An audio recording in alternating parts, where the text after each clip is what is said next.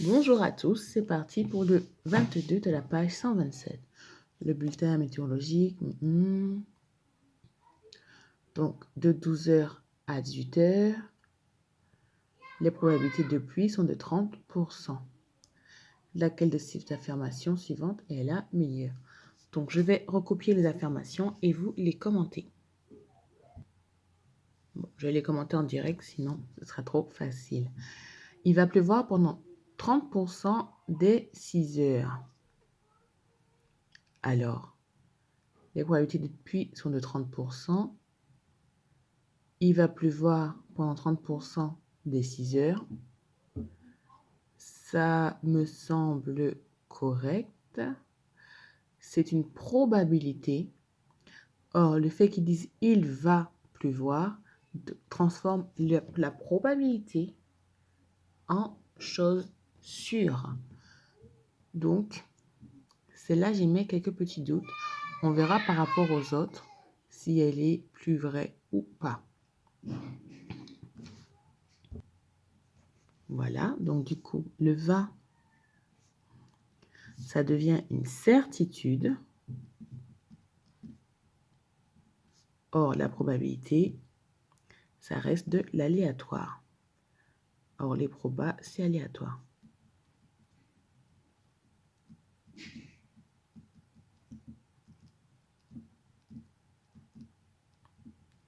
Donc, on verra pour celle-là après. Il va pleuvoir sur 30% de la zone concernée. Bah, ça, c'est sûr, c'est faux.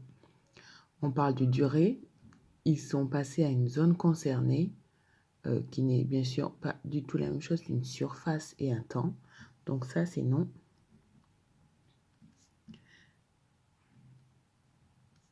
Car il s'agit de 30% d'une durée.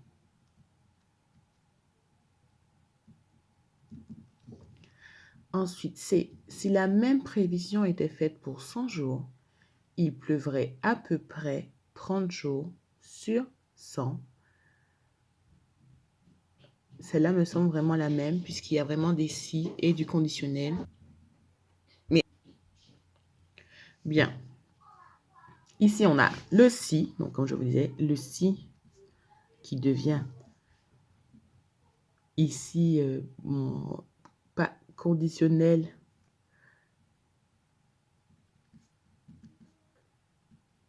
Donc déjà, une part d'aléatoire.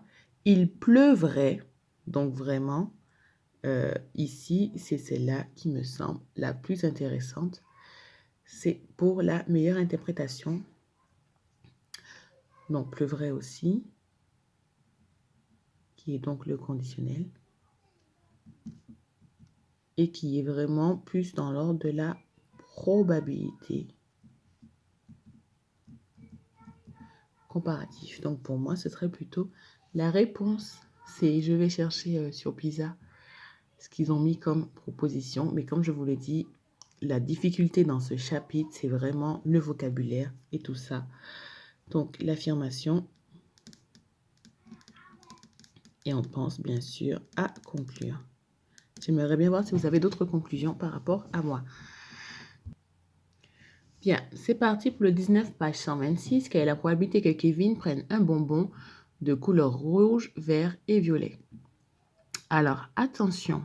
Ici, il faudra bien calculer le nombre total de bonbons qu'il y a dans ce sachet pour pouvoir faire une probabilité. Donc, du coup, première étape, on va calculer le nombre total. Donc, la barre rouge monte jusqu'à 6. La barre orange, je vous laisse mettre pause, calculer, rechercher vous-même et comparer avec ma part après. Sur le orange, on lit 5. Le vert et le jaune, il y en a 3.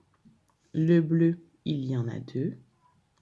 Les bonbons roses, il y en a 4. Les violets, encore 2. Et le marron, on en a 5. J'espère que vous avez trouvé la même chose que moi. Ensuite, on va faire des petits calculs astucieux. Donc, 6 plus 4, ça fait 10. 5 plus 5, 10, plus le premier 10, ça fait 20. Il nous reste 3 plus 3, 6, 8 et 10. Donc, on a 30 bonbons dans notre sachet. Et on va calculer la probabilité d'obtenir chacun. Donc, la probabilité pour le rouge, ça va être le nombre de bonbons rouges, il y en a 6, sur le nombre de bonbons au total, il y en a 30. D'accord. La probabilité des bonbons verts,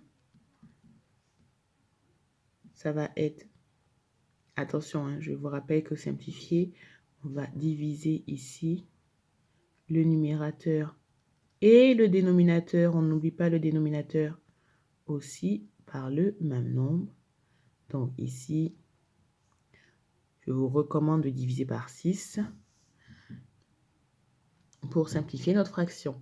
Pour les verts, on a toujours le nombre total de bonbons au dénominateur. Et ici, on avait 3 bonbons verts et on simplifie par 3.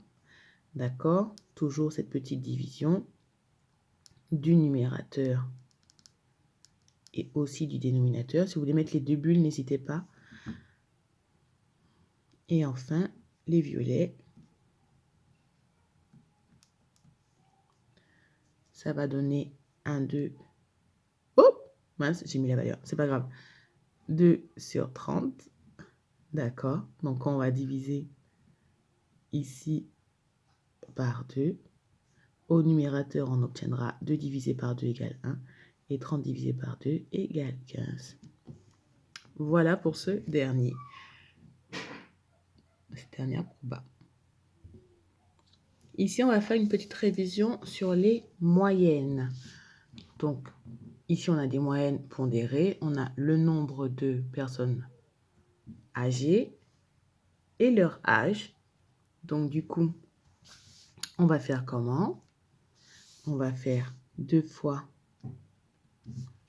ceux qui ont 79 ans, plus 4 fois ceux qui ont 80 ans, plus 19 fois ceux qui ont 82 ans, 16 fois ceux qui ont 85 ans, et les derniers sont les plus âgés, ils ont 89 ans. Alors, combien de personnes ont 89 ans? On sait qu'il y a ici 46 membres de cette maison de retraite. Donc, 2 plus 4, ça fait 6. Plus 19, ça fait 25. Plus 16, ça nous fait 41. Donc, on en a ici que 5. D'accord? On va prendre notre petite règle, tracer notre petite barre de fraction et diviser tout ça par le nombre total de résidents, c'est-à-dire les 46.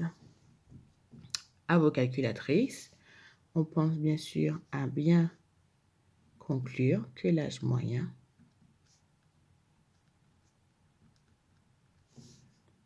est en années. D'accord, donc bien évidemment, on aura probablement un nombre décimal. Il faut mettre tout le nombre décimal, d'accord?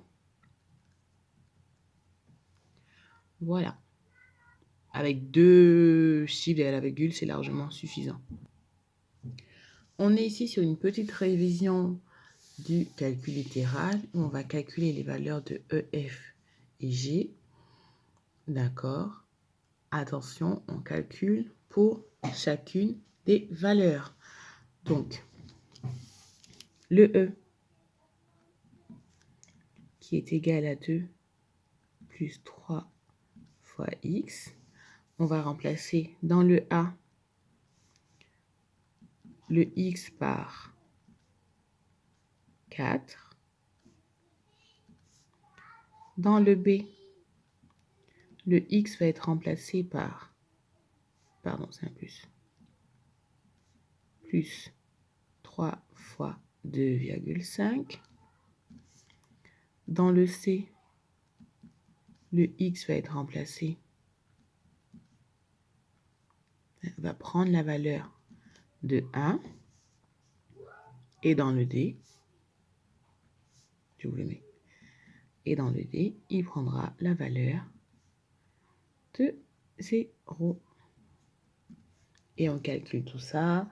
N'oubliez pas, priorité opératoire. D'abord la multiplication. Et ensuite, on ajoutera le 2. Donc 12, 14. Ici, ça nous fait du 7,5, 9,5. 3 et 5 et 0 et 2.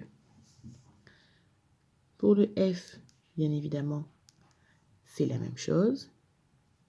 Attention, on a des parenthèses. Donc, la priorité est donnée aux parenthèses. On va remplacer par la première valeur de x donnée, c'est-à-dire 4 dans le A. Ensuite, 2,5 plus 3 dans le B. 1 plus 3 dans le D.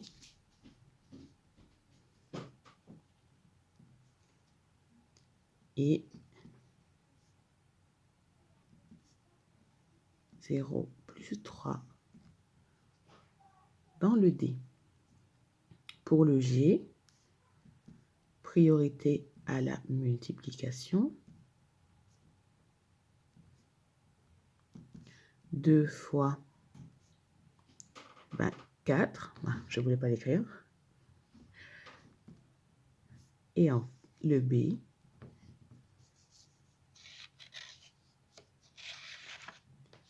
le C et le D que vous ferez